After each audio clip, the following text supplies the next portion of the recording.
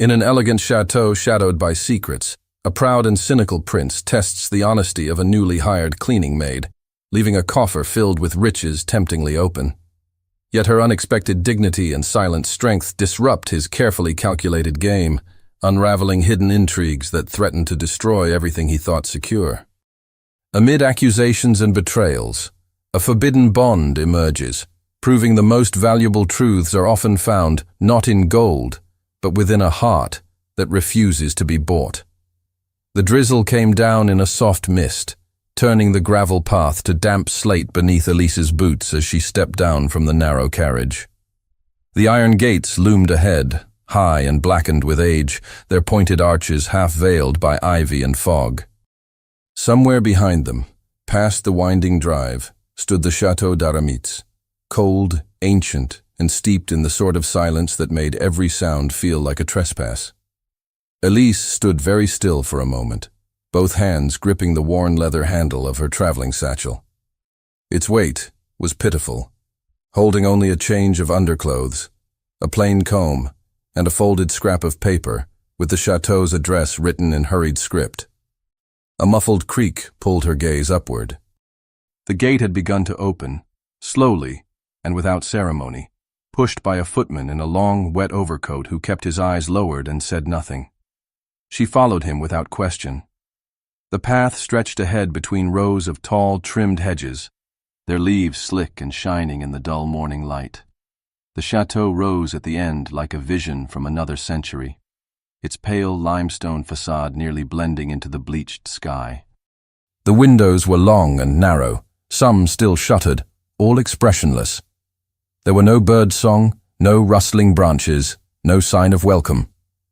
Only the sound of Elise's boots on wet stone and the distant roll of wheels as the carriage pulled away behind her. At the rear of the property, the tone shifted. The grandeur gave way to quiet order. Stone courtyards, kitchen gardens, sheds neatly tucked into the slope of the land.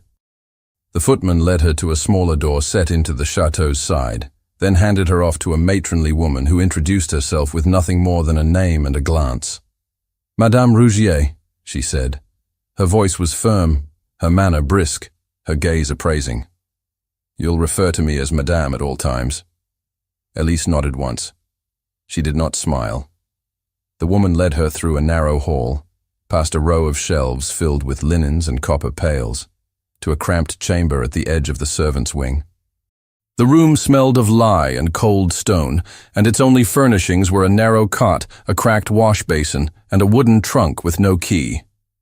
"You will rise at 5, dress plainly, speak only when spoken to, and perform your duties without delay," Madame Rougier continued, her tone clipped and devoid of warmth.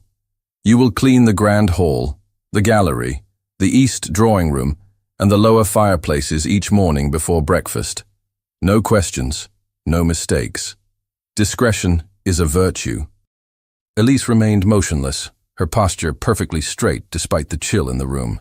She kept her eyes a breath below Madame Rougier's face, not submissive, but controlled, as though she knew exactly what was expected of her and had no intention of offering more. "If you last a week," Madame added, "you may be considered for additional tasks." That was the end of the welcome. The door shut behind her with a finality that echoed against the stone walls. By the afternoon, Elise had been absorbed into the quiet machinery of the household. The staff paid her little attention. She was another face in a uniform of washed-out gray and white, another pair of hands to carry the soot bucket, to scrub the tiled corridor on her knees, to polish the smudged brass handles lining the grand staircase. None asked her name. Some looked at her with mild curiosity when they passed, as if noting a new object on a shelf. But for the most part, she was invisible. She didn't mind. The silence was familiar, even preferable. She worked without complaint, without hesitation. Her hands moved quickly and efficiently, and she never once paused to admire the luxury around her, though the chateau was full of it. Gilded mirrors hung in pairs down the corridor like solemn sentinels. Velvet curtains framed the tall windows in heavy pleated folds. Oil portraits lined the walls, each subject painted with grave dignity, their eyes following one's movements like whispers. She passed them all without a flicker of expression. It wasn't until near dusk that Elise was asked to assist with the drawing rooms on the west side, where a trail of muddy prints had marred the patterned carpet. One of the senior maids, brisk and thin-lipped, handed her a brush and cloth and gestured down the corridor. "The Salon Bleu. Don't take long."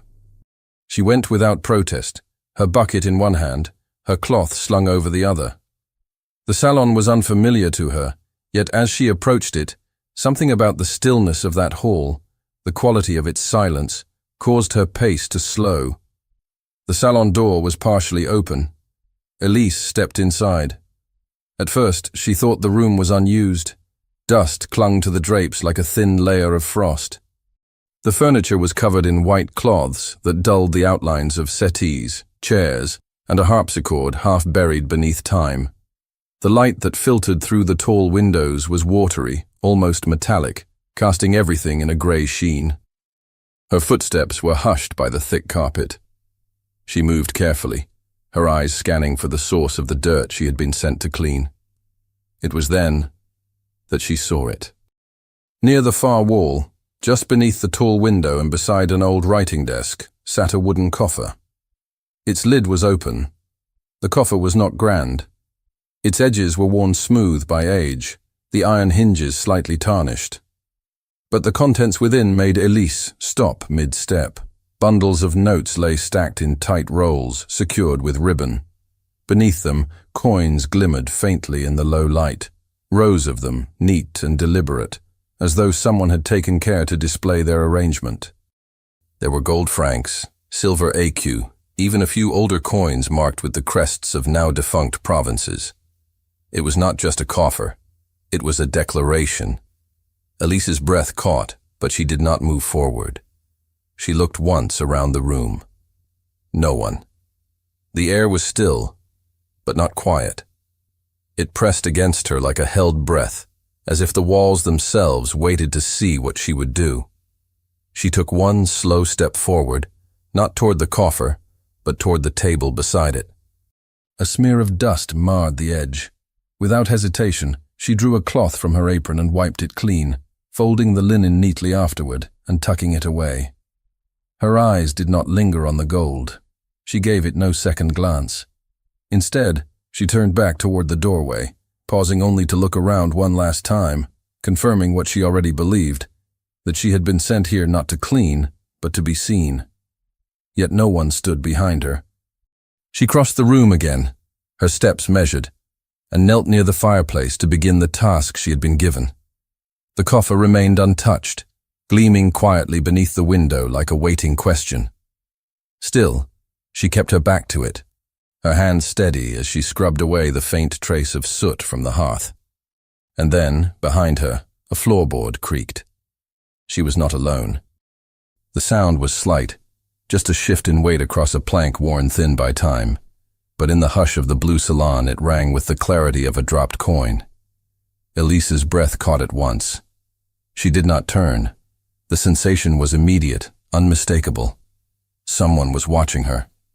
She could feel it in the space behind her shoulder blades, in the way the air seemed to change texture, heavier, suddenly more aware of itself. There was no voice, no greeting, no footfall. Only the silence of someone holding themselves perfectly still. Her hand, still gripping the cloth she had used to wipe the hearth, began to ache from the tension in her fingers. Slowly, as if she moved through water, she placed the cloth back into her apron.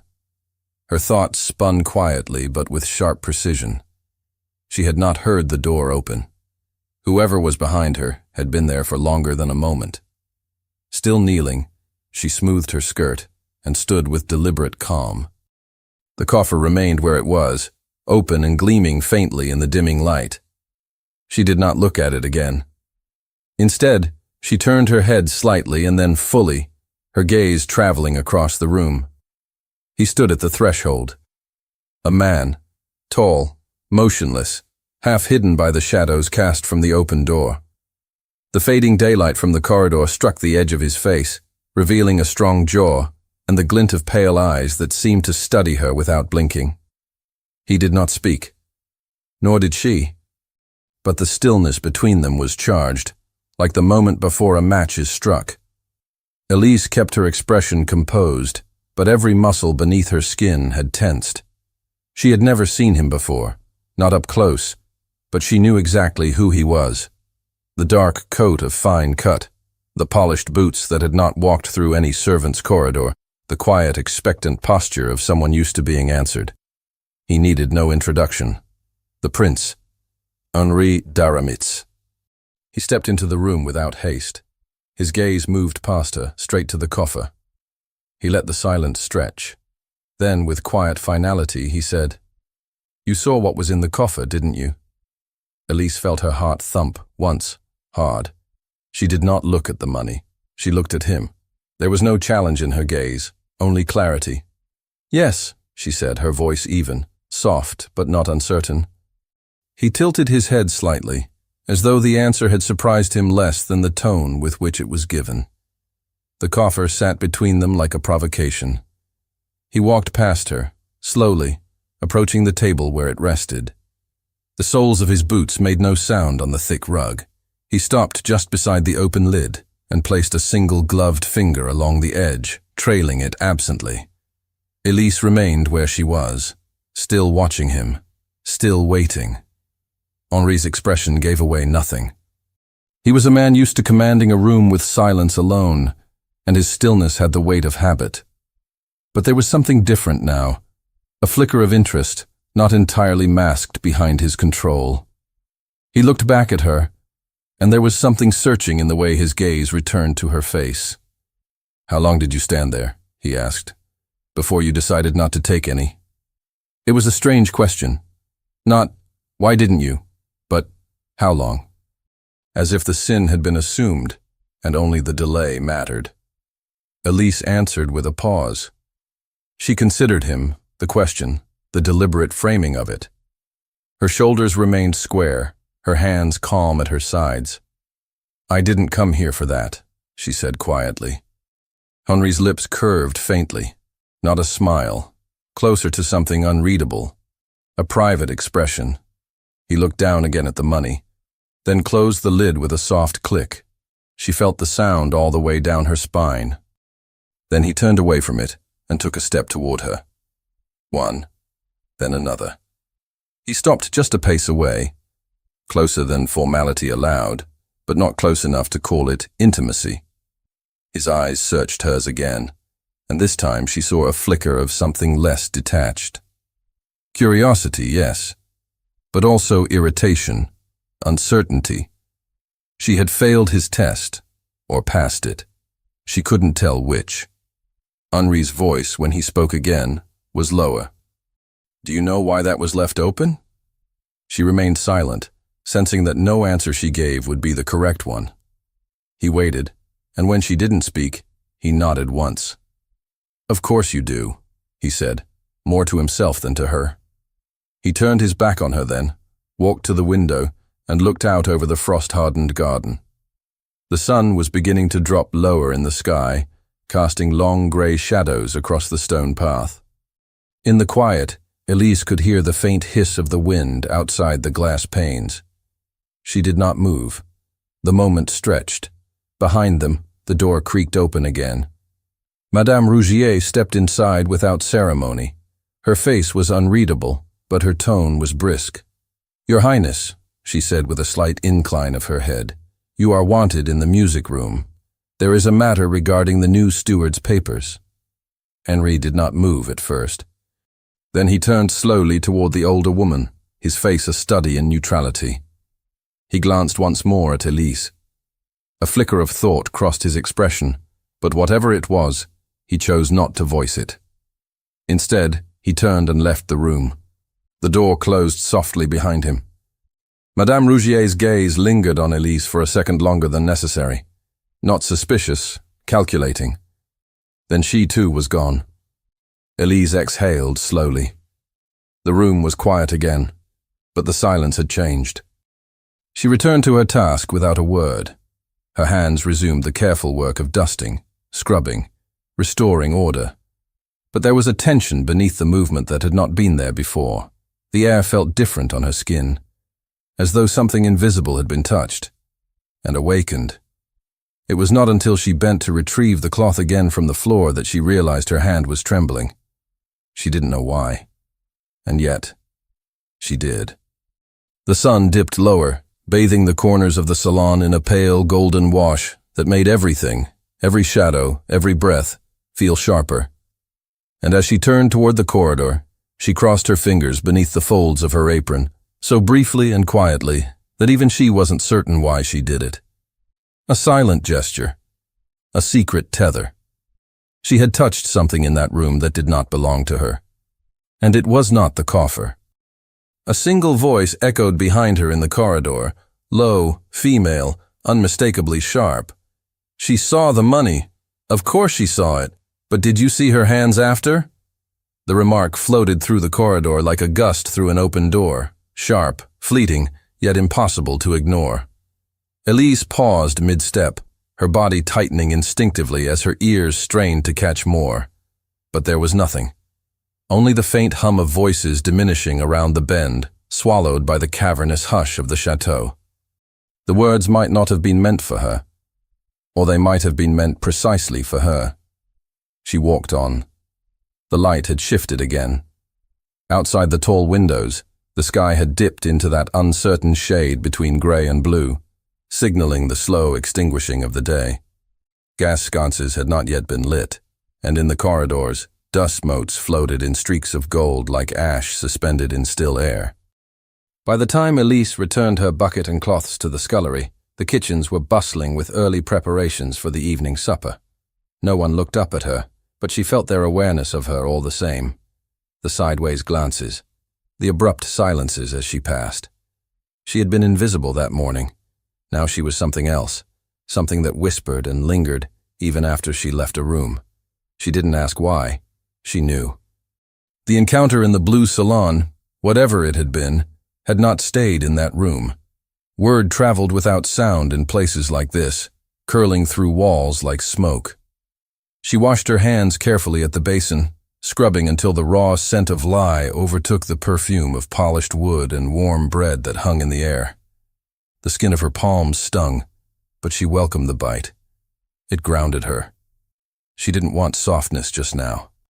She finished her chores without complaint, without error, and without looking anyone too directly in the eye. As the light faded fully, she was sent with another maid to carry up fresh linens to the guest rooms. The girl beside her, a redhead with quick steps and quicker glances, spoke only once as they climbed the service stairs. "You were with him, in the salon." It was not a question. Elise said nothing. The girl gave a small, unreadable snort and turned away, continuing the ascent in silence. They worked quickly. The linen closets had been arranged with obsessive order, each shelf stacked with precise symmetry. The weight of expectation in the chateau pressed as heavily on the second floor as it did below. When their tasks were finished, the other girl disappeared down the hall with a tight nod. Elise remained in the corridor for a breath longer than necessary. Through the tall, narrow window at the end of the hall, the last orange flame of sunset bled across the horizon. The trees stood like blackened statues against the firelit sky. It was beautiful, in a way that made the ribs beneath her stays ache. She turned and descended, just as the dinner bell rang below. The lower halls were again alive with motion. Servants moved like shadows, efficient, silent, with hands full of silver and dishes and steaming porcelain pots. Elise slipped past them and returned to her quarters, where she found the small cot undisturbed, her bag untouched. She sat for a long moment on the edge of the mattress, her fingers pressed to her lips. His voice echoed again in her mind. "You saw what was in the coffer, didn't you? Not a rebuke. A measurement." She still didn't know what he had expected her to do, but something in his face, in the way his gaze lingered too long, told her he had not gotten what he wanted. Or perhaps worse, he had. A quiet knock interrupted her thoughts. Madame Rougier entered without waiting for permission. She did not sit. "The prince has left for the evening? A matter in the village?" Her eyes didn't blink. You will tend to the downstairs gallery in his absence. Immediately. Elise stood without comment. Rougier's gaze lowered, just slightly, to her hands. Then she turned and walked out as if the matter were already finished. Elise took up her apron again, fastening the ties with a firm pull. She went downstairs and crossed the echoing main corridor to the gallery, where she worked beneath the looming oil portraits and chandeliers that looked down like gods from another age. The quiet was welcome, but she couldn't shake the feeling of being seen. She finished her duties before the hour struck 8, then returned to the scullery to wash her hands a second time. The sting of the soap was no less sharp. The fire had been banked, the coals red and quiet in the stove. Around her, the clink of dishes and soft footfalls began to dwindle. The long day was drawing to its close. Then a sharp voice cut through the hush. "You there?" She turned. It was one of the footmen, older, with greying hair and eyes that did not smile. He held out a folded scrap of paper, the edges marked with soot. "Deliver this to the upstairs maid on the west side." Elise took it silently, nodding once, then left through the corridor without reading it. But before she reached the stair, a soft murmur to her left caught her attention. Two maids bent over the basin in the outer hall, whispering. She was in the salon with him, and afterward? He didn't say a word, just walked out like the air had been knocked from him. She didn't even look at the money, that's what Marianne said. No one does that. Not unless they know he's watching. Their voices trailed off as Elise passed, head high, hands steady. She didn't slow until she reached the western hall. There, in the empty corridor, beneath the flickering gas lamp, she allowed herself one brief pause. The folded note burned in her hand. She had delivered many things in her life. But tonight, the weight of this one felt different, as if it held something that had not yet been spoken aloud. She knocked once, lightly, on the door. The maid opened it, took the note with a distracted nod, and closed the door again. Elise turned back toward the stair, and stopped. Henri Daramitz stood at the far end of the corridor. She hadn't heard him approach. He wasn't wearing his coat, just a dark waistcoat, his collar slightly loosened, as if he'd returned in haste. His hair was damp from the evening mist, but it was his expression that made her throat tighten. He wasn't looking at her with suspicion. He was looking at her as though she had become a question he could no longer answer. He walked forward, not quickly, but with purpose. The hall around them was utterly quiet, the flames of the sconces throwing moving shadows against the walls. When he reached her, he stopped a step away, close enough that she could smell the faint scent of rain and wool on his coat. She waited. He did not speak. Instead, without preamble, he reached into his pocket and withdrew something small, wrapped in a folded cloth. He held it out to her. She stared at it for a moment before lifting her hand to take it. The linen was warm from his body. Inside, something metallic shifted against her fingers, but she didn't unwrap it. She looked up at him. His gaze did not waver. Then a sharp knock echoed down the corridor. Both turned toward the sound. Madame Rougier stood at the top of the servants' stair, her face pale, her voice rigid. "The steward has reported a theft. The old coffer in the blue salon has vanished." She stepped forward, eyes pinned on Elise. "And someone claims they saw you leaving with it." The words fell like cold iron into the corridor. Elise stood motionless, the folded linen still in her hands, as the air between her and Madame Rougier turned sharp and thin. The stone walls, once silent, seemed suddenly to hold breath. A theft, the coffer. The accusation hung, complete and immediate, with no room for defense and no offer of explanation. Henri didn't move either. His posture remained composed, but the shift in his eyes, swift and narrowing, betrayed a flicker of surprise.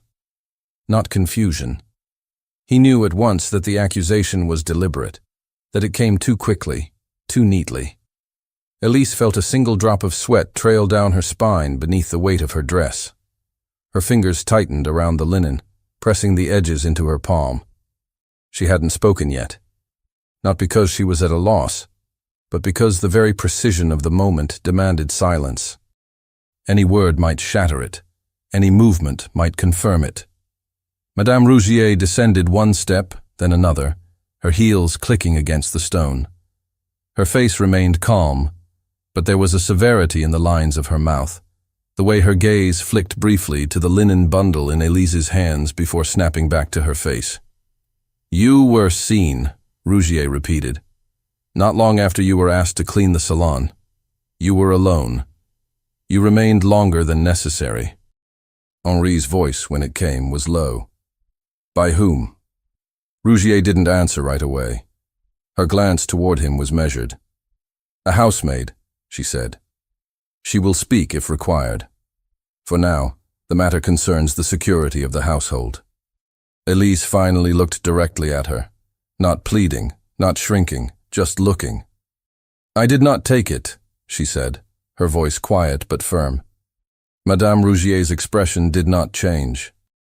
"Then you will have no objection to remaining confined until the matter is clarified." It wasn't a suggestion. Henri spoke again, more forcefully. "That won't be necessary." Rougier turned her eyes on him with something close to defiance, but cloaked, still, in formality. "With respect, Your Highness, this is a matter of property missing from the chateau. Until it is recovered, those who were last seen near it must be accounted for." He stepped forward. "And what about the others who passed through the salon today? The gallery staff? The steward's boy who delivers the registry?" Rougier did not waver. They were accounted for. Elise was not. The bundle in Elise's hands grew heavier by the second. She said nothing more, knowing that denial would not soften what had already been shaped in the minds around her. Instead, she turned her face slightly toward Henri, allowing herself one moment to see his eyes fully. There was no certainty in them, but there was no judgment either. Only calculation. "I will go," she said, "if that is what must be done." Rougier nodded, as if the outcome had already been determined. She gestured to the footman who had appeared at the bottom of the stair. Word travels fast in a house like this, faster even than reason. He approached Elise with reluctant steps, not touching her, but clearly prepared to escort her. She did not resist. Her steps were quiet as they crossed the corridor. She still held the folded linen. Henri did not stop her, but he did not look away. They brought her to one of the lower rooms near the scullery, a narrow chamber with no windows and a lock on the outside. It smelled of cold stone and old coal. There was no chair, no bedding. Just an empty basin in the corner and a cracked tile floor that had been scrubbed too many times. The footman turned the key behind her, and then she was alone. She did not sit. She stood by the far wall, one hand resting against the uneven surface, and closed her eyes. Not in fear, in thought. The accusation, the timing, the precision. It was no accident. She had been seen by someone, perhaps not taking anything, but present. Long enough to be remembered, long enough to be useful. But it was too soon to know who had spoken, or why. She unwrapped the linen in her hand. Inside was a pendant, small, oval, with a faded miniature painting at its center. A woman's face. Pale, smiling faintly, her hair arranged in the elaborate fashion of the previous generation. There were initials engraved on the gold backplate. It was old, worn, delicate. She ran her finger along its edge. Whatever it was, Henri had not explained it, had only given it to her, as if offering a truth he could not say aloud. She rewrapped it carefully and tucked it beneath the collar of her dress. The hours dragged. There was no sound beyond the shifting of stone and the distant echo of servants' footsteps overhead. The room had no warmth. Time was marked only by the faint change in the light under the door. Then, sometime deep into the night, she heard voices beyond the wall, not loud, muted by distance and stone, but they carried. 2 men, one older, the other young.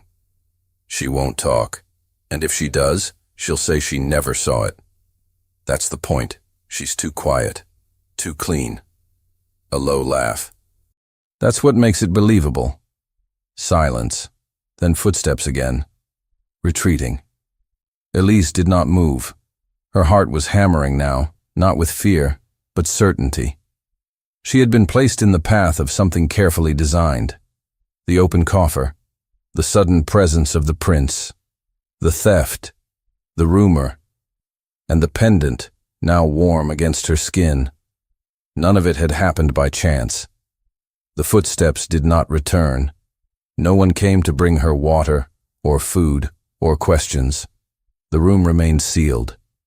She didn't know how much time passed before she heard the whisper of fabric outside the door and the faintest creak of a footstep. Then something else. The sound of a key sliding gently across the floor pushed through the crack beneath the door. She knelt, picked it up, and turned it over in her fingers. It was not the key to the room she had been locked in. It was small, old, and familiar. It matched the coffer. The key was cool and dry against Elise's palm, small enough to disappear entirely within her fingers. She stared at it beneath the dim light that spilled under the door, the bronze catching faint glints of gold with every tremor of her hand. The shape was unmistakable. Rounded at the top, finely cut teeth, worn but still intact. No servant's key, no common lock. She rose to her feet with slow deliberation, closing her fingers around it like someone shielding a flame. Her breath moved in shallow tides as she crossed to the door and pressed her ear to the wood. Nothing. No footsteps. No movement outside. Just the silence of night, undisturbed and treacherous. With her free hand, she reached for the latch, rusted, stiff, and tried it gently. Locked, of course. But the key hadn't come with instructions. Someone had placed it under her door with deliberate care. Not the wrong key, not a distraction, a sign, an invitation. Or perhaps, one last chance to choose which path to take. She pressed her back against the wall beside the door and tried to calm the pulse that now beat at the base of her throat. Her thoughts moved swiftly, but each one returned to the same question. Who had sent it? Who within that silent house had risked being seen to give her a tool that might restore her freedom, or end it altogether? There were no answers, only the key. She waited another minute, listening, watching the gap beneath the door. No shadows passed, no voices. The silence deepened, and with it, her resolve. She crouched, slid the key into her apron pocket, then moved to the narrow slit of high window set in the wall above the wash basin, too small to crawl through. But below that, tucked into the wall, was a vent, square, iron-latticed, and clogged with dust. She pried at it with her fingertips until the grate gave way, revealing the hollow cavity behind the stones, deep enough to reach an arm inside. She tucked the pendant, the one Henri had given her, beneath the collar of her chemise, pressing the cloth flat to hide its shape, and reached into the vent. Nothing, just layers of grit and cold air, no passage, no messages, no other key. She drew her arm back, wiped the dirt from her hand, and returned to the door. The moment stretched. Her fingers curled around the key once more. The lock turned easily, almost too easily, as if it had been used recently. She opened the door with care, barely an inch at a time, until the darkness of the corridor unfolded before her. A single sconce burned low on the far end, its flame reduced to a flickering bead. No footsteps, no watchers. She slipped into the hallway.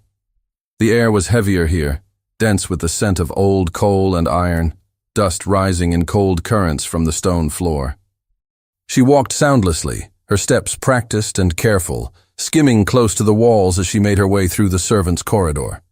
Each turn, each stairwell she took with caution, listening first. The silence told her everything. The chateau had gone to sleep, or pretended to. Either way, she could not afford to linger.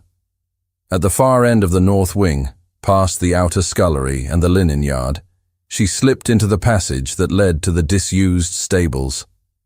The air changed as she moved, grew damper, earthy with mildew, and the faint memory of animals long gone. The The stables had not been in regular use since the prince had returned from the capital. The horses were now kept in the newer barns nearer the forest road. But this wing had not been demolished. It had simply been abandoned, forgotten, or so it would seem. The stable doors stood ajar, one leaning slightly off its hinges. Beyond them, straw blanketed the floor, undisturbed in months. Motes danced in the slant of moonlight filtering through the high windows, and the silence was broken only by the occasional creak of beams contracting in the cold. Elise stepped inside, letting the door fall back into place behind her. She stood for a moment, letting her eyes adjust, scanning the familiar space with a gaze sharpened by urgency. She didn't know what she was looking for, only that something waited here. She began moving down the length of the stalls, fingers brushing the wooden doors, eyes searching the corners. The silence followed her, thick as velvet. Then, just past the last stall, she saw it. The floor had been disturbed, not by feet but by movement. The straw was lighter in color, uneven. She knelt and brushed it back. Beneath the straw, pressed into the dirt, was a shallow depression, and at its center, another key.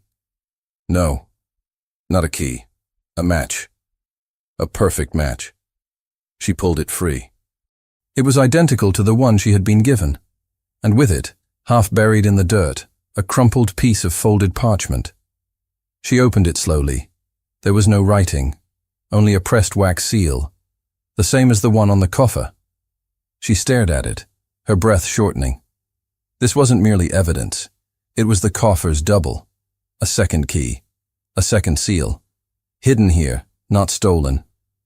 The realization settled over her slowly. The coffer hadn't been taken.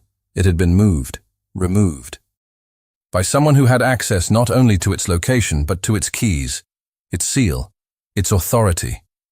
She stood, the second key clenched tight in one hand, the seal in the other, and then she heard it. A sound behind her. Footsteps.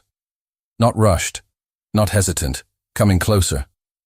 Elise did not turn immediately.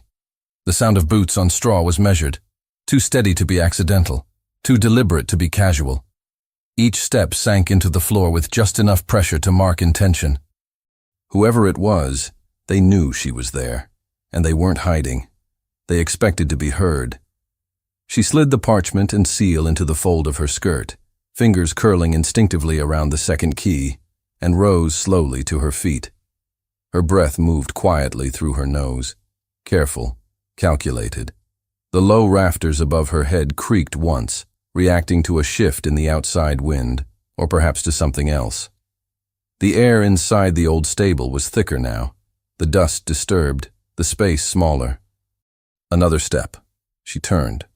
A figure had entered through the side door, an inner one, near the far tack room, not visible from the main courtyard.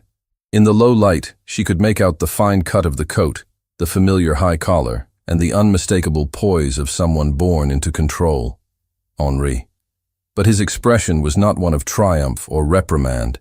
It was something closer to disbelief, as if, for all his calculations, he had not expected to find her there. Not like this. Neither of them spoke at first. The distance between them was no more than 10 paces, but the air in that space felt impossibly heavy. She could see how the light from the moon caught at the damp edge of his hair, and how the lines of his mouth were drawn tight, as though bracing against something he couldn't name. He moved one step closer. His gaze shifted to the space behind her, where the straw had been pulled aside, where the seal might still leave a faint mark in the dirt. "You shouldn't be here," he said. His voice was low, not an accusation, a warning. She didn't reply. Her eyes stayed locked on his. He studied her face, then her hands, and something shifted in his stance, barely noticeable, but real. His hand, which had been resting at his side, curled slightly, as though he meant to reach for something, but didn't. "You found it," he said. She nodded once, slow and deliberate. Henri's jaw worked for a moment before he added, "It was meant to be found later. Not by you." Still, her eyes didn't leave his. "You left the key," she asked finally. No, he said. I didn't. Silence settled again, the kind that didn't ask for filling. She felt the second key in her hand, heavy with implication. Slowly she opened her palm and extended it toward him. He didn't take it. Instead, his gaze dropped to the object, then returned to her face. Where did you find it? He asked. Her voice remained quiet. Under the door. In the servants' corridor. Before I left the cell. Henri stepped forward again, one pace only. The tension in him was no longer restrained. It was pressing at the edges, looking for space. For the first time, his confidence had cracked. No one should have had that key, he said, almost to himself. Elise held out her other hand. And this? She opened her fingers to reveal the sealed parchment, now creased but intact. I found it buried, beneath the straw. Henri reached out then, but not for the parchment. He took the second key from her first hand, turning it between his fingers. There were only two, he said quietly. My father had them made before the revolution, when this estate still answered to higher courts. He gave one to my mother before he left for exile. The other stayed with the steward. He stopped. Elise didn't prompt him. Henri's fingers tightened around the key. The steward's copy was lost when the old estate book was burned, years ago, before I returned. And now it's here, she said. He nodded slowly. Neither of them said what they were thinking, that it had never been lost at all, that it had remained in the hands of someone close, someone who had waited for the right moment. Henri exhaled once, sharply, as if trying to release something he couldn't name. They said you took it, he said. I know. I didn't believe it, he added more quietly. But I also didn't stop it. She looked at him for a long moment. Why not? His answer didn't come quickly. When it did, it was not an answer at all. I've been taught to doubt everything, and to believe nothing unless it benefits the house. He paused. That includes people. She turned her gaze from him then, only briefly, scanning the space around them, the broken stalls, the rotting harnesses that hung like relics from another life. The air smelled of old sweat and leather, and in the moonlight, the dust sparkled like ash suspended mid-fall. You tested me, she said. Yes. Her eyes returned to his. But someone else used your test for something else. His silence was answer enough. She took a slow breath. They wanted me to be the last person near it. They moved it before I could be blamed. They left the key for me to find, knowing it would lead me here, but not for the truth. For the final act. Henri's expression darkened. And what would that act be? She didn't answer. She didn't need to. At that moment, a sharp sound cut through the stillness, the clatter of something metallic against stone. They both turned. At the rear entrance of the stable, the one that led to the outer fields, a figure had just stepped through. The light behind them obscured their face, but the shape, the outline, was unmistakable. Madame Rougier. She did not speak. She raised a lantern, its glow casting her face in stark lines. Behind her, two others entered. One of them held a pistol. Henri stepped in front of Elise without hesitation, but the pistol wasn't pointed at them. It was pointed toward the far wall of the stable, at a fourth figure, half-shadowed, crouching low, trying to slip out the side door. Someone neither of them had seen. Until now. The pistol cocked with a crisp metallic click that shattered the silence like a blade through linen. Henri stepped fully into the line of sight, placing himself between the weapon and Elise without a word. His back was tense, broad shoulders squared, the motion so instinctive it hardly registered as brave. Behind him, Elise's breath caught, but she didn't step back. Her fingers remained curled around the second key, though her focus had already moved past the weapon, to the man crouched near the wall, half obscured by shadows. He was trying to slip through the side exit, but now he stood frozen in place, caught in the widening arc of the lantern's glow.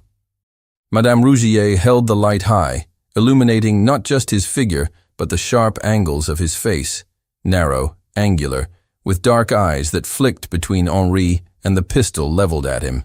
He was young, younger than Henri by perhaps a decade, his jacket rumpled and dust-smudged, his boots scuffed as though he had been running or hiding, or both.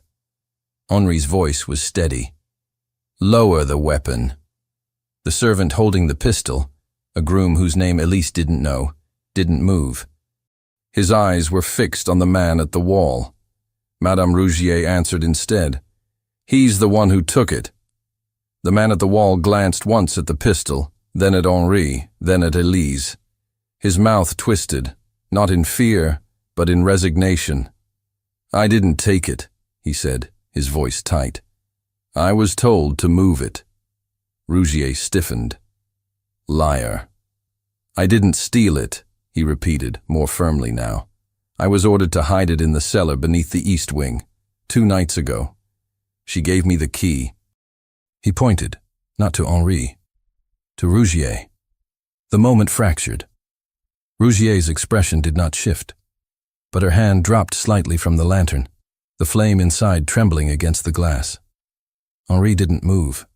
His voice, when it came, was colder. "You're sure of what you're saying?" The young man nodded. "I kept my mouth shut because I was promised 50 francs and a letter of reference. But now she's ready to blame me, or her." He looked at Elise then. She wanted someone else to find the key. "Someone who'd look guilty enough to distract you." Henri's breath was audible in the quiet. His eyes turned to Rougier. "Is this true?" Rougier didn't blink. "He's a fool, and a coward. And yet he remembers exactly where the coffer was hidden," Henri said. Rougier's voice was calm, almost serene. "He's lying because he was caught. He was seen leaving through the servants' corridor after midnight, the same time the coffer went missing." "Then why accuse Elise?" Henri asked. A pause. The lantern shifted again, just slightly. "To protect the house," she said. Elise stepped forward then, her voice cool but unmistakable. "Or to protect yourself." Rougier turned her head slowly. Their eyes met. "I found the second key," Elise said, "and the seal, buried, not lost." The old woman's face showed nothing, but her fingers tightened slightly around the lantern handle. Henri turned toward the groom. "Where is it now?" "The cellar," the boy repeated. "But I don't know if it's still there." "Take me to it," Henri said. "I'm not moving with a pistol pointed at me." Henri stepped to the side and addressed the groom without raising his voice. "Put it down." The young man hesitated, then lowered the weapon, slowly, like a man unsure of his orders. Henri's attention returned to Rougier. "You'll come with us."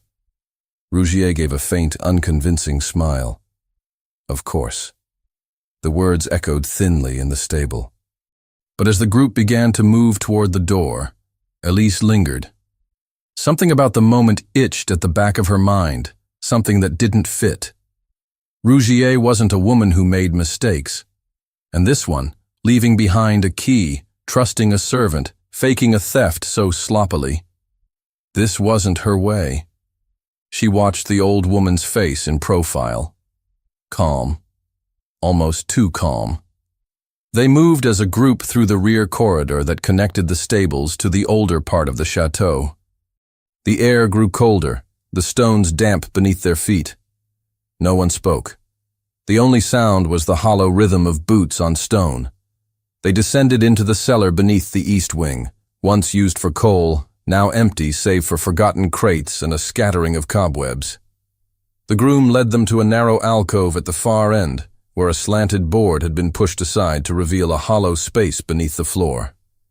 He dropped to his knees, reached into the dark gap, and pulled something forward. A wooden coffer, covered in dust, identical to the one in the blue salon. Henri stepped forward and brushed the surface with his sleeve. The seal was intact. The hinges matched. He opened it. Inside, the money remained untouched. Bundled notes, rolled coins, even a few ledgers tucked in the side compartment. Henri stared at it for a long moment. Then he straightened and looked back at Rougier. Still, she said nothing. Elise's gaze didn't leave her. Henri shut the lid gently. The sound echoed off the stone walls. "Why?" he asked. The silence held. And then Rougier exhaled. "I served your father," she said. "I watched this house fall into chaos after the war. I saw creditors knocking. I saw staff unpaid. I saw your mother weep because there was nothing left. So when the money began to return, when the lands recovered, I took what I could. Slowly. Carefully." Henri's eyes did not move. Rougier's voice remained even. It was never for greed. It was for control. The house was vulnerable, too many eyes watching, too many voices whispering, so I silenced them, one by one. "And Elise?" he asked. "She came with no ties, no protector. She was perfect." Rougier turned toward Elise then, as though they were alone. "You carried yourself like someone who expected nothing. That kind of dignity is dangerous. It invites curiosity." The groom looked away. The pistol now hung loose in his grip. Henri said nothing. And for a moment it seemed Rougier might go quietly. But then her hand moved, a quick flick toward her coat, a glint of steel. Henri lunged forward, grabbing her wrist before the blade could clear her sleeve. The lantern crashed to the ground, shattering in a burst of flame and glass. The groom leapt back. The pistol clattered from his hand. The room erupted into chaos as the fire licked across the spilled oil. Smoke billowed. Shadows danced wildly on the walls. Elise stepped back from the heat, coughing, her eyes streaming. The old crates ignited in seconds, the dry wood hissing and cracking.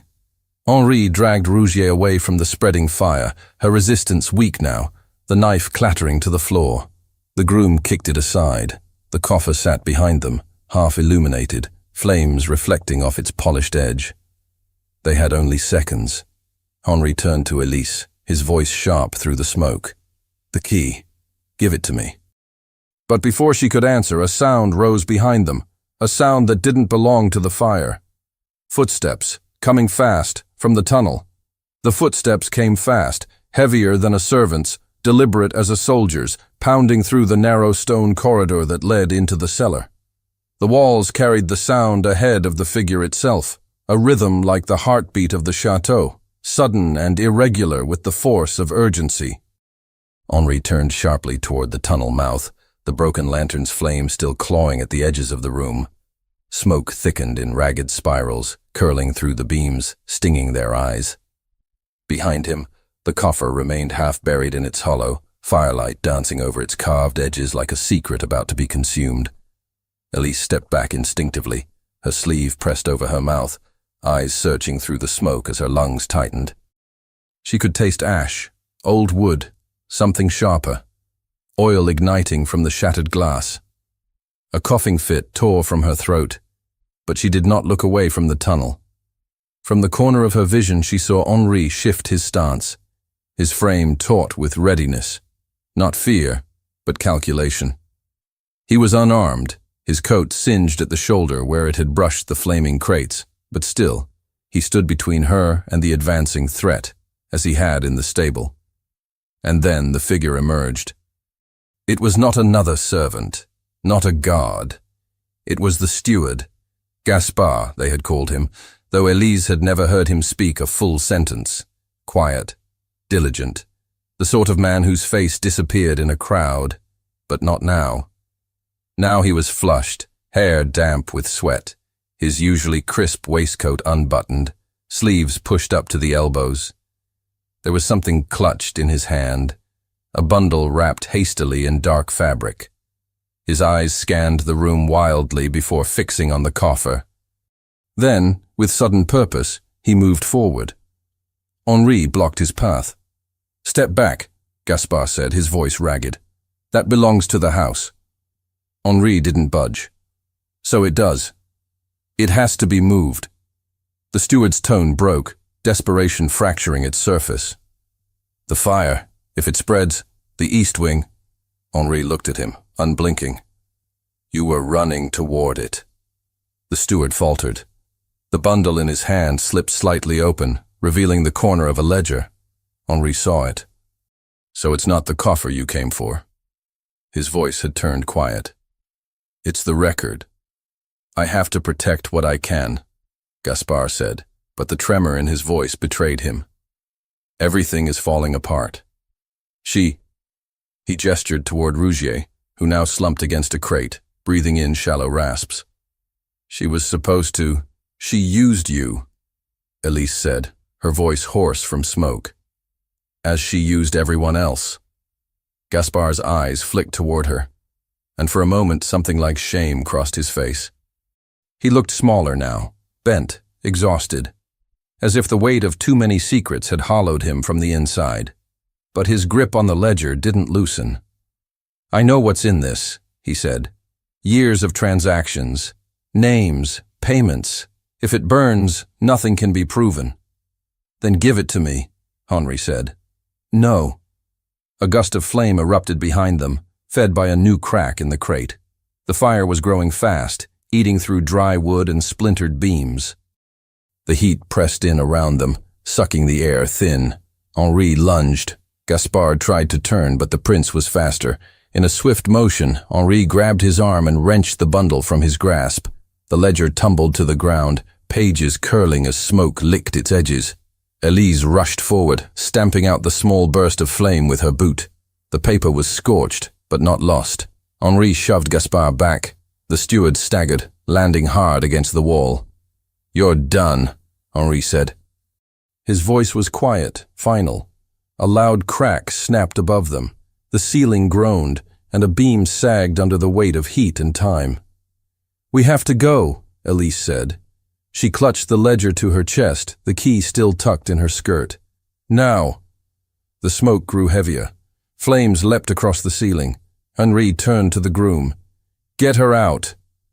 But the boy had already vanished, gone in the panic, taking his own route out. Elise coughed again, her lungs beginning to burn. Henri grabbed the coffer with one arm, lifted it with effort, and nodded toward the tunnel. "Go," he said. "Don't wait." She hesitated for only a heartbeat, then turned and ran. Her skirts caught against the jagged stones as she climbed. The ledger pressed tight against her side. Behind her, Henri followed, the coffer weighing him down, but his steps steady.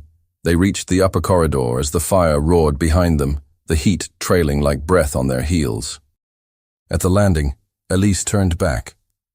Henri staggered at the top of the stairs, and for one terrifying moment she thought he would fall.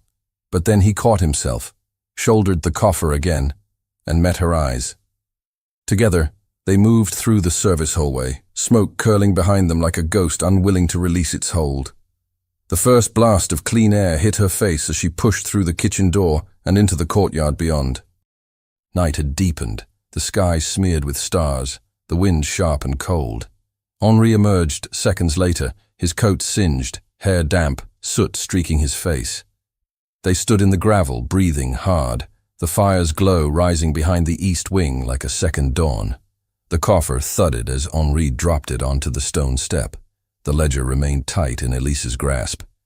In the distance, alarm bells began to ring.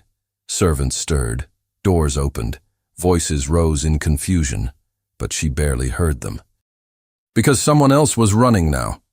Not from the fire, but toward them. The pounding of boots across gravel broke the stillness like a warning bell. Elise turned her head sharply, the wind snapping her skirts around her ankles. Henri's posture shifted beside her, his body angling slightly toward her, as if by instinct, protective. But the man running toward them bore no weapon, no uniform. His face, flushed and streaked with soot, was unmistakable. The young groom. He stumbled to a halt a few paces from them, chest heaving, eyes wild. "There's no one left inside," he said between gasps. "They've all come out. Some went to the village for help. The flames are spreading to the upper beams, but the rest of the chateau is still safe. For now." Henri gave a single, curt nod, his breathing still uneven from the weight of the coffer he had carried. "Find the steward, Gaspard. Make certain he doesn't leave the grounds." The boy hesitated, then nodded, and ran again, disappearing into the confusion. Around them, the chateau stirred like a living creature waking from troubled sleep. Bells rang out from the west tower, sharp and uneven, not alarm bells but the signal to rouse the household. Windows glowed with candlelight. Servants rushed across the inner court in nightclothes and shawls, clutching lanterns and shouting to one another. No one approached Henri. No one dared. But they watched him, watched Elise too, smeared with ash, her dark hair falling loose from its pins, clutching a scorched ledger to her chest. She hadn't let go of it, not once. And Henri noticed. He turned toward her now, and something in his face, something deeper than gratitude, quieted the air between them. "You saved it," he said simply. Elise looked down at the bundle in her arms. The pages were curled, the cover blistered, but the seal was intact. She held it out to him. "It belongs to you," she said. But Henri did not take it. He glanced down at the coffer resting at their feet, then back at her. "No," he said softly. "It belongs to the house, but only the truth can restore it." He reached forward then, not for the ledger, but for her hand. His fingers were soot-streaked and warm, closing over hers with a deliberate pressure. For a long moment, neither of them moved. Behind them, the glow of the east wing brightened as another beam gave way with a terrible crack. Sparks leapt into the wind, spinning high above the rooftops like fireflies. Henri released her hand then and bent to lift the coffer once more. "Come," he said. "The rest must be done in daylight." Elise followed him across the courtyard, past the watching faces of the staff, through the high doors of the main hall. The grand entrance had been opened to allow the flow of air and of people, and for the first time since her arrival, Elise crossed its threshold without restriction. The inside of the chateau smelled of smoke and damp stone, but the heat of the fire had not reached this far. The walls remained cool to the touch. The grand staircase loomed above them, shadowed and silent, the flickering candlelight not enough to dispel the echoes of what had just unfolded. Henri did not pause. He carried the coffer into the drawing room on the west side, a stately space with velvet chairs, high windows, and a marble hearth untouched by soot. The groom who had returned with the news of the fire now followed them in, still panting. "Gaspar is locked in the steward's quarters," he said. "2 guards are posted outside. Madame Rougier is being watched in the kitchen. She's injured, but not badly." Henri inclined his head. "Stay near the door. Admit no one." The boy nodded and stepped back into the corridor, closing the door behind him. In the silence that followed, Henri placed the coffer on the low table and unlatched its clasps. He opened it slowly, revealing the neatly stacked contents, untouched, preserved. He ran his hand lightly over the coins, the ribboned bundles of notes, and the old leather pouch tucked beside them. His expression was unreadable. Elise stood by the hearth, her arms folded now, the ledger resting against the back of a velvet chair. She didn't speak. She watched. Henri straightened and turned toward her. His face was drawn, not with fatigue, but with realization. A dismantling of something long held. "This," he said, glancing down at the contents, "was never about the money." Elise tilted her head slightly, waiting. He gestured to the coffer. "Rougier hoarded it. Gaspar concealed it. But neither of them took it for wealth. They took it for control." He looked up, meeting her gaze. "Power lives in silence, Elise. In secrets. In people who are too afraid to question what they're told. For years, I thought this house could be governed with distance and discipline. But it rotted underneath me." She didn't reply. Her quiet was not passive. It was understanding. Henri moved toward her, his steps slow, deliberate. "You were never meant to pass my test." "I know," she said. He stopped beside her, close enough that she could feel the warmth of him, the weight of everything they had just come through lingering between them like smoke that wouldn't lift. "And yet," he said, "you did." Their eyes held. No more words came. None were needed. Somewhere beyond the walls, the fire hissed low, losing strength. A clock began to chime. 5 bells. Morning. The door opened behind them. A footman entered quietly, pausing at the sight of the prince and the soot-smeared woman beside him. He bowed. "Messieurs from the magistrate's office are on their way," he said. "A carriage was sent at dawn." Henri nodded once. "Prepare the east gallery for their arrival, and have the steward brought to the front hall. He will give testimony."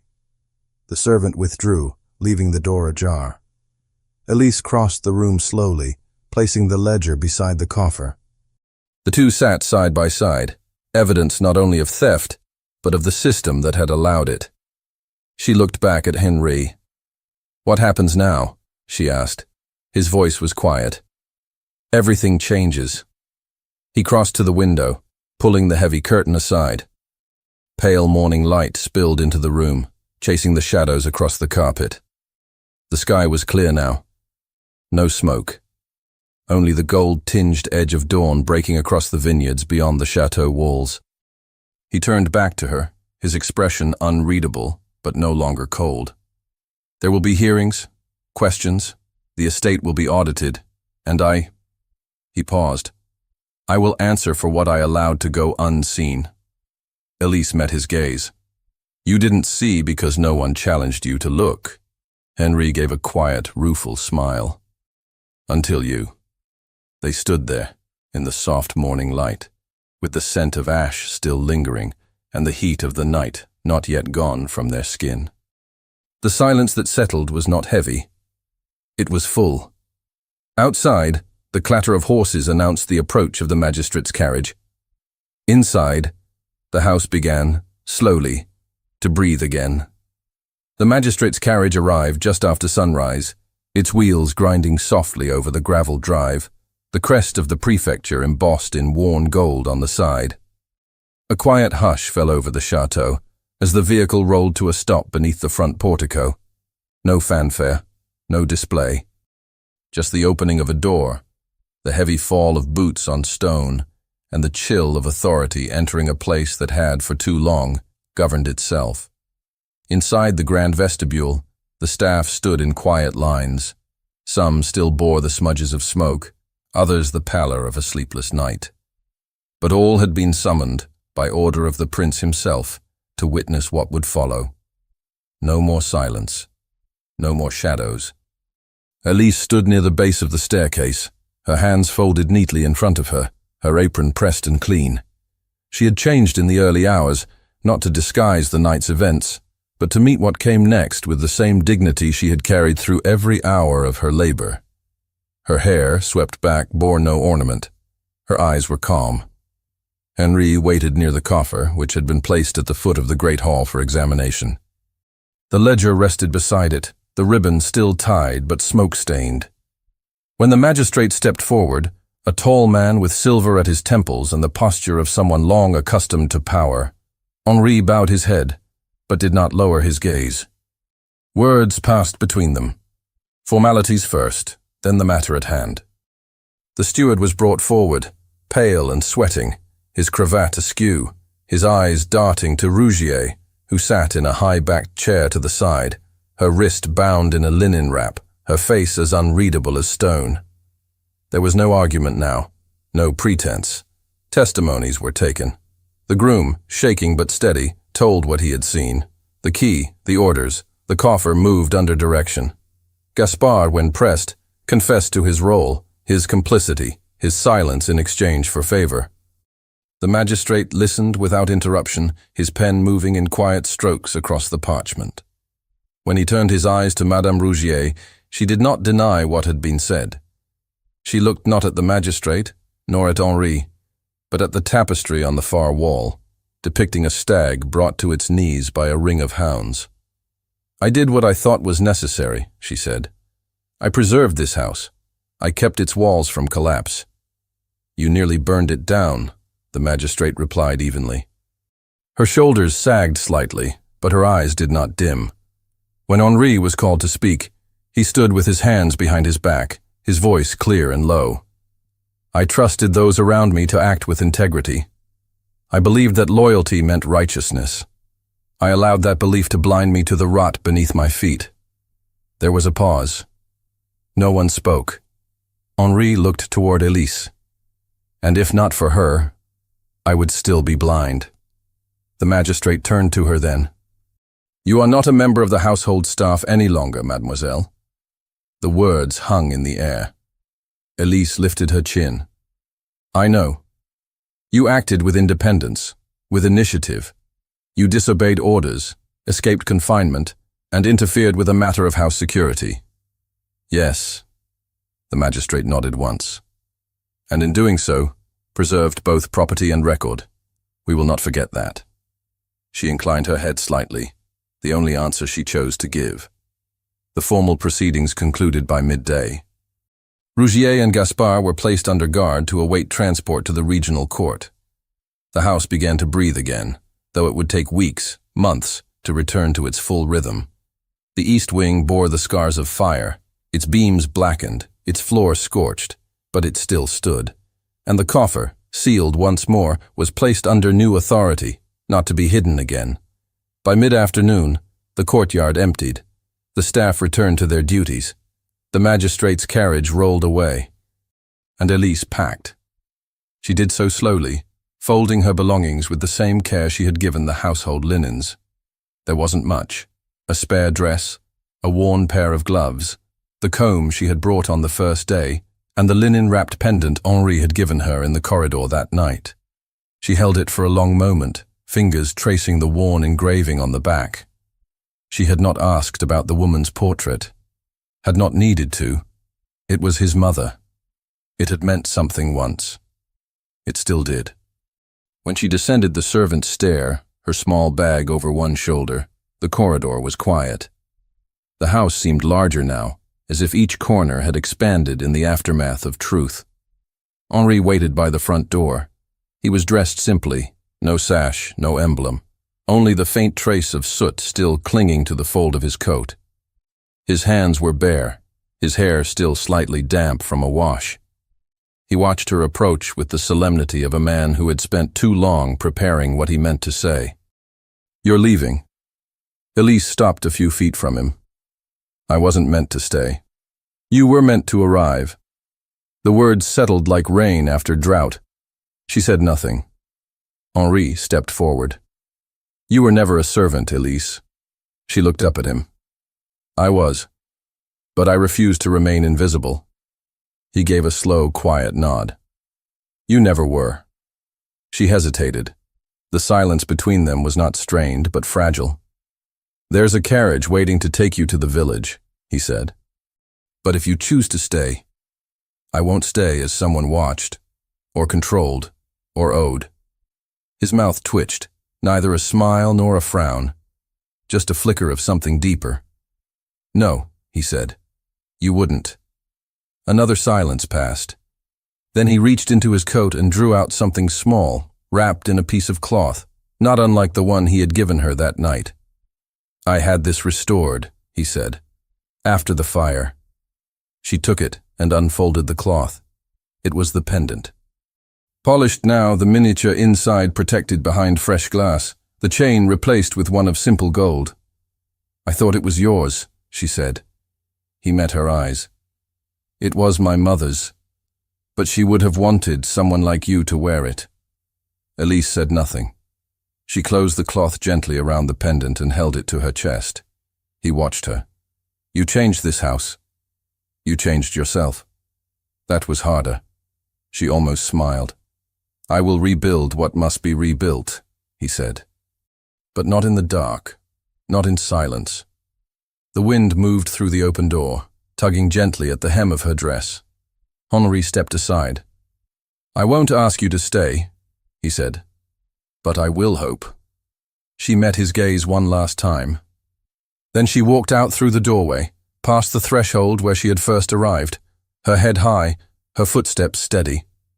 Outside, the air was sharp with the scent of turned earth and morning ash. The vineyards stretched toward the horizon, golden in the late sun. And behind her, the chateau stood quiet, changed, but standing. Thank you so much for listening to this story all the way to the end. We hope it moved you as much as it moved us while telling it. We'd love to hear your thoughts. Leave us a comment telling us where you're listening from and what you like the most. Rate this story from 0 to 10. What score would you give it?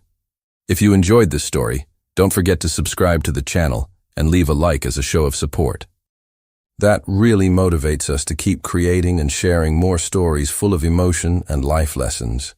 And before we go, we want to remind you that an exciting and heartwarming story recommendation will appear on the final screen. If you'd like to enjoy it, just click on the video. Thank you once again for being here, and we'll see you in the next story.